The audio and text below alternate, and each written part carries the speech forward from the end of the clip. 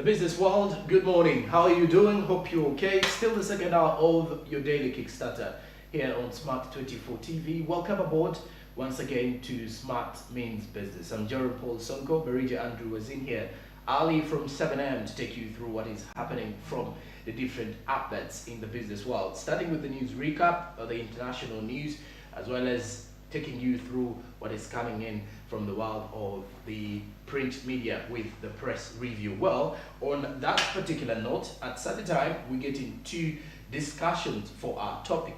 And of course, our topic today is basically going to be rotating around public relations, the role of public relations in marketing.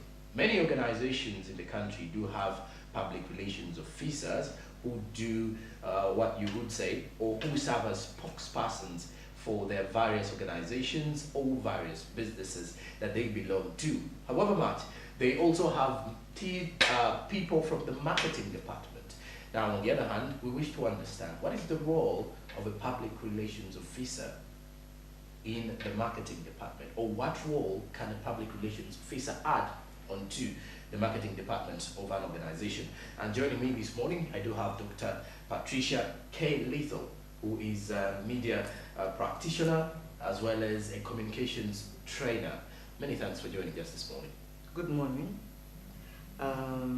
Yes, like you said, I am a trainer for media and communication, but I've also been practicing public relations for over 16 years. So between marketing and PR. So I'll start with PR, which is basically my comfort zone. Okay. And and maybe to show how it relates to marketing then.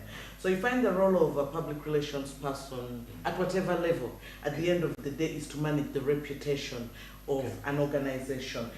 So you manage perception of the public about your brand by creating awareness about your brand and rallying support and basically finding those partnership and networking opportunities.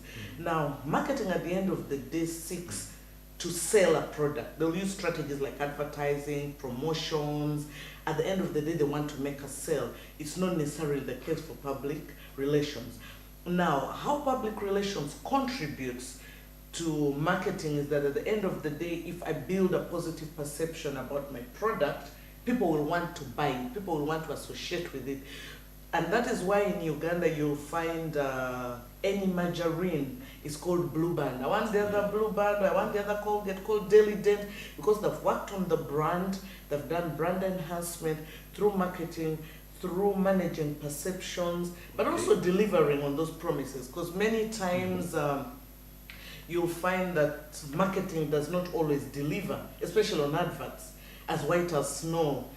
And then when you actually engage with a product, it's maybe off-white and things like that. So that is why these two actually are complementary to each other. And while marketeers say that public relations is a component of marketing, the PR practitioner will say marketing is a component of PR. So it really depends on where you fall. Okay. And if we were to look at the situations, why is it so important for an organization per se to have a public relations officer besides the marketing team? I think, again, it's biased because I'm from PR. Okay. I think a PR person can do a marketing job. Okay. Unless it's a pure case of, I want to sell a product. That is where the marketing comes in. Yes. To a large extent. I'll give you examples from where I've worked the longest, for over 14 years, the energy sector. All right. You'll find that mostly PR people work in the energy sector to basically manage that perception, how people feel about energy, electricity, its uses, acceptability. Particularly, I've been working with Rural Electrification Agency, and which closed in October as a result of rationalization. But you see, the function of this organization or agency had been to build electricity infrastructure in rural Uganda. And when it started almost 16 years ago, you find that we had just about 1% access of electricity. Electricity was mostly a Kampala thing and a few towns scattered around Uganda. But So now the you emphasis find, was making sure you're pushing it. yes, even but back also up. making that person in Bundibujo Okay, benefit.